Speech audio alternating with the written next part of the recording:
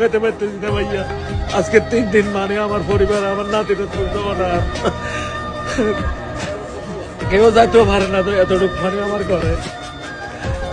এখন এটালে বাড়ি যদি হাড়ি কি গুলা বিক্রি করি কিছু নিমু, এটা হাড়ি ভাইয়া। আচ্ছা, আপনি কোনো অনুদান আমরা তো কোনো কিছু যাইতে পান পারবো নাই? না তো কেউ, ওই side এ। মানে কেউ আপনাদের দেয় নাই তেমন কোনো কিছু? কেউ যাইতে পারতেছে না।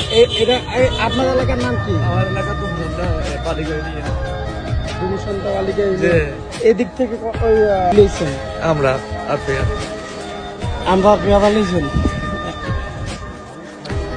আমরা আসলে কি আসছিলাম অনুদান দিতে, এখন আমরা নৌকা ট্রলারের কোনো কিছু ব্যবস্থা পাইতেছি না দেখা আমরা এখনো যাইতেছি না, ঢুকতে পারতেছি না।